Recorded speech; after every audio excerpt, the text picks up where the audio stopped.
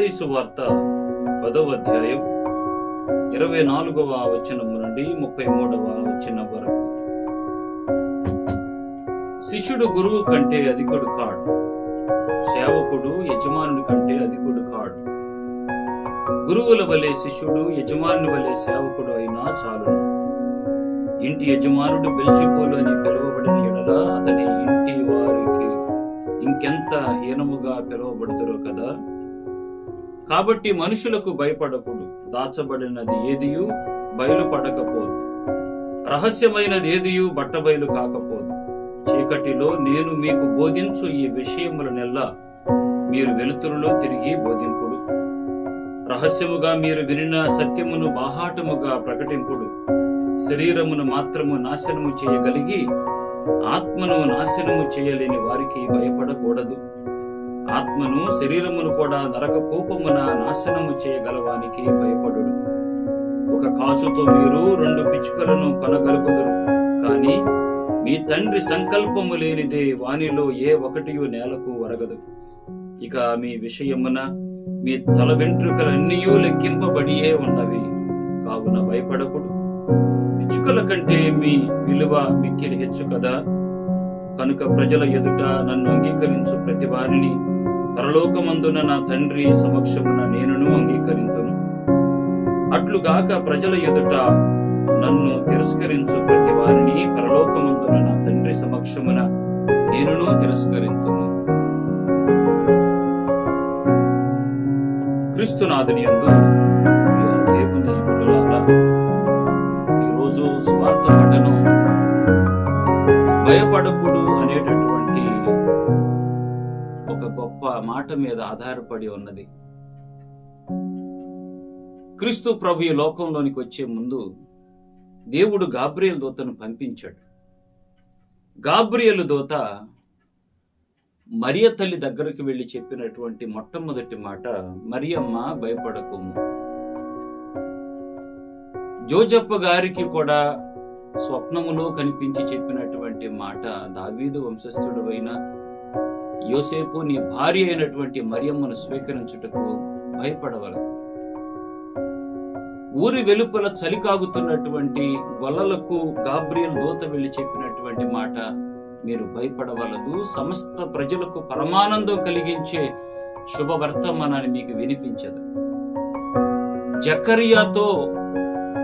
జకర్యాకు కనిపించి గాబ్రియేలు దూత చెప్పినటువంటి మాట, జకర్యా నీ ప్రార్థన ఆలకించబడినది, నీవు భయపడకు.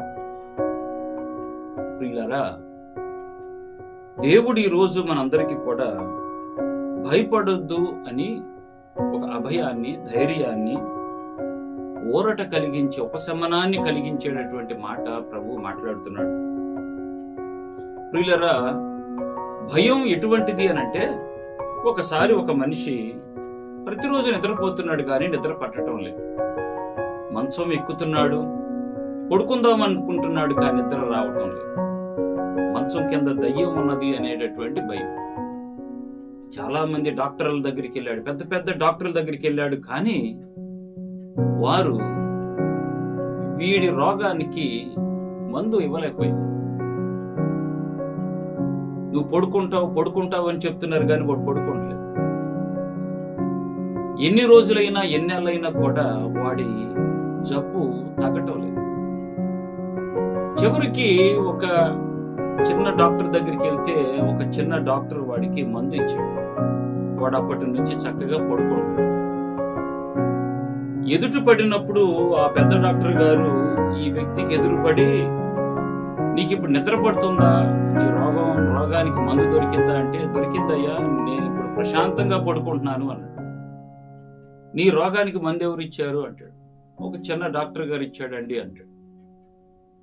పెద్ద డాక్టర్ గా నా వల్ల కానిది ఈ చిన్న డాక్టర్ వల్ల ఎలా అయ్యింది అని అడిగితే, ఎంతకు ఆయన ఏం చేశాడు అని అంటే, ఏముందయ్యా, నేను పడుకుంటున్నటువంటి మంచానికి ఉన్నటువంటి కాళ్ళు కోసేశాడయ్యా అని. మంచం కాళ్ళు కోసేసిన తర్వాత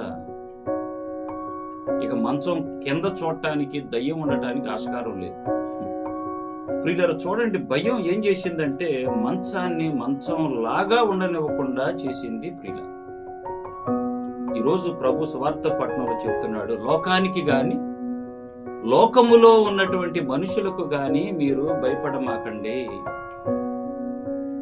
నీ శరీరమును నాశనము చేయగలిగినటువంటి వారికి మీరు భయపడమాకండి. నీ శరీరమును నాశనము చేసి ఆత్మను నరక కోపమున త్రోసివేయు వానికి మీరు భయపడండి. ప్రియమైనటువంటి బిడ్డలారా, భయాలు 2 రకాలు: సహజ భయం, అసహజ భయం. సహజ భయం ఏమిటి అని అంటే, మనం అడవిలో ప్రయాణం చేస్తున్నప్పుడు పాములు కాటేస్తాయనో, జంతువులు క్రూర మృగాలు వచ్చి మనల్ని పీక్కొని తింటాయన్నో భయం, ఇది సహజ భయం. అసహజ భయం ఏమిటి అని అంటే, పట్టణంలో కూడా ఉంటా, 5 అంతస్తుల మేడలో ఉంటా కూడా పాము వచ్చి నన్ను కాటేస్తుందేమో, ఇది అసహజ భయం. సహజ భయం మంచిది. చీకటి భయం ఉన్నది కదా అని కరెంటు కనిపెట్టారు. వ్యాధుల భయం ఉన్నది కదా అని మందులు కనిపెట్టారు. అజ్ఞానం భయం ఉంది కదా అని పాఠశాలలు కనిపెట్టారు.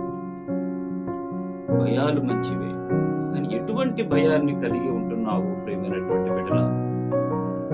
నీవు దేవునికి ఏమాత్రము అల్పము స్వల్పం కాదు. ప్రభు ఈరోజు సువార్త పట్టణంలో ప్రభు చక్కగా వివరిస్తూ చెప్తున్నటువంటి మాటలు ఏమిటి అని అంటే, నువ్వు భయపడమా. మనం ఎప్పుడైనా మన జీవితంలో మన తలలో తలెంట్రుకలు ఎన్నో లెక్క పెట్టుకున్నావా? మన తలలో 2 లక్షలకు పైగా తల వెంట్రుకలు ఉంటాయండి. ఏ రోజైనా నీ జీవితంలో, నా జీవితంలో మొన్నటి రోజున 10 ఎంటుకలు రాలిపోయాయి అని కానీ, నిన్నటి రోజున 5 ఎంటుకలు రాలిపోయాయి అని కానీ, ఈ రోజున 3 ఎంటుకలు రాలిపోయాయి అని కానీ ఎప్పుడైనా డైరీలో రాసుకున్నావా? కానీ ప్రభువు చెప్తున్నటువంటి మాట, ప్రియమైన బిడ్డలారా, మత్తయి సువార్త 10వ అధ్యాయం 30వ వచనంలో, మీ తల వెంట్రుకలన్నీ లెక్క పెట్టబడి ఉన్నాయి కనుక భయపడకండి. భయపడకుండా ఉండాలి. నీవు దేవునికి కావాలి. ఫలానా వారినే దేవుడు దీవించాడు, ఫలానా వారినే దేవుడు ఆశీర్వదించాడు, ఫలానా వారికి దేవుడు ఆస్తులు ఇచ్చాడు, ఫలానా వారికి దేవుడు అంతస్తులు ఇచ్చాడు, ఫలానా వారికి దేవుడు అందం ఇచ్చాడు, ఫలానా వారికి బిడ్డలను ఇచ్చాడు. వీటితో కాదు మనం పోల్చుకోవచ్చు. దేవుడు మనకి జీవాన్ని ఇచ్చాడు. దేవుడు నన్ను బ్రతికేటట్లుగా చేస్తున్నాడు. ప్రియులారా, ఒకసారి గౌతమ బుద్ధుడి దగ్గరికి ఒక యువకుడు వచ్చి, అయ్యా నేను వేసుకోవటానికి కొత్త బట్టలు కావాలన్నాడు. కొత్త బట్టలు గౌతమ బుద్ధుడు ఇచ్చి, సరే వెళ్ళాడు. వాడు కొత్త బట్టలు తీసుకొని వెళ్ళి వేసుకున్న తర్వాత కొద్ది కాలం తర్వాత గౌతమ బుద్ధుని దగ్గరికి వస్తాడు. గౌతమ బుద్ధుని దగ్గరకు వచ్చినప్పుడు గౌతమ బుద్ధుడు అడుగుతాడు, అయ్యా నేను ఇచ్చినటువంటి బట్టలు వేసుకున్నావా? వేసుకున్నానయ్యా. ఎలా ఉన్నాయి? చాలా బాగున్నాయి. మరి నేను కొత్త బట్టలు ఇచ్చాను, మరి అంతకుముందు పాత బట్టలు ఉన్నాయి కదా, వాటిని ఏం చేసావు అన్నాడు. ఏం చేశానయ్యా, నేను దుప్పట్లాగా కప్పుకున్నాను, రాత్రిపూట చలేస్తున్నాను. గౌతమ బుద్ధుడు అడిగాడు, మరి అంతకుముందు దుప్పట్లాగా కప్పుకున్నావే, దాన్ని ఏం చేశావు అన్నాడు. ఏం చేశానయ్యా, కిటికీకి కర్టన్స్ లాగా ఉపయోగించానయ్యా అన్నాడు. అంతకుముందు కర్టన్స్ లాగా ఉపయోగించేవే, ఆ గుడ్డలు ఏం చేసావు? మరి వంట పాత్రలు పొయ్యి మీద నుంచి దించటానికి ఉపయోగించాను. అంతకుముందు వంట పాత్రలు దించడానికి ఉపయోగించేవే గుడ్డ, దాన్ని ఏం చేసావు? దాన్ని ఏం చేశానయ్యా, గోడలు తొడవటానికి, బూజులు తొడవటానికి ఉపయోగించానయ్యా. అంతకు ముందు వంట పాత్రలు తొడవటానికి, బూజు తొడవటానికి ఉపయోగించిన గుడ్డ ఉందే, దాన్ని ఏం చేసావు అన్నాడు. దాన్ని ఏం చేశానయ్యా, శుభ్రంగా ఉతికి చిన్న చిన్న ముక్కలు చేసి దీపముగా దేవుని ముందు ఎలిగించానయ్యా అని చెప్పాడు. గౌతమ బుద్ధుడు ఎంతో మెచ్చుకున్నాడు. ప్రియులారా, దేవుడిచ్చినటువంటి వరప్రసాదాలను కూడా ఖచ్చితంగా ఈ విధంగానే స్వీకరించాలి మన జీవితం. భయపడకూడదు. మనకి క్యాట్ ఫిష్ తెలుసు. క్యాట్ ఫిష్ అనేటటువంటి ఒక చేప తాను నదిలో వెళ్తున్నప్పుడంట తన పిల్లల్ని భయం వచ్చినప్పుడు, వేటగాడు వచ్చినప్పుడు అంట చేప పిల్లలన్నీ కూడా భయపడిపోయి పరిగెత్తకుండా ఏం చేస్తాయో తెలుసు, క్యాట్ ఫిష్ తల్లి చేసేటటువంటి పని, తన నోరును బారుగా తెరుస్తుంది. బారుగా తెరిచినప్పుడు ఈ పిల్లలన్నీ తల్లి నోటిలోకి వెళ్ళిపోతాయి. వెంటనే తల్లి నోరు మూసి వెంటనే పరుగులు తీసుకుంటూ సురక్షితంగా భద్రంగా ఉన్నటువంటి స్థలాలకు తీసుకెళ్లి పెడుతుంది. ఒక జీవరాశి చేస్తున్నటువంటి పని. ప్రియులారా, ఒక పక్షి ఒక రెక్క మీద కూర్చుంటది. ఒక పక్షి రెమ్మ మీద కూర్చుంటది, ఒక కొమ్మ మీద. దాని ధైర్యం ఏంటి? కొమ్మ మీద కాదండి, తనకున్నటువంటి రెక్కల మీద తనకున్నటువంటి ధైర్యం. మనం కూడా దేవుని మీద అలాగే ఆధారపడి, ఈరోజు ప్రభు అన్ని కూడా లెక్కింపబడి ఉన్నాయి కాబట్టి భయపడకుండా నువ్వు చేయాల్సినటువంటి పని ఏమిటి అని అంటే, మొదటిది, భయపడక దేవుని ముందు నమ్మకము ఉంచు. భయపడకుండా దేవుని మీద నమ్మకం.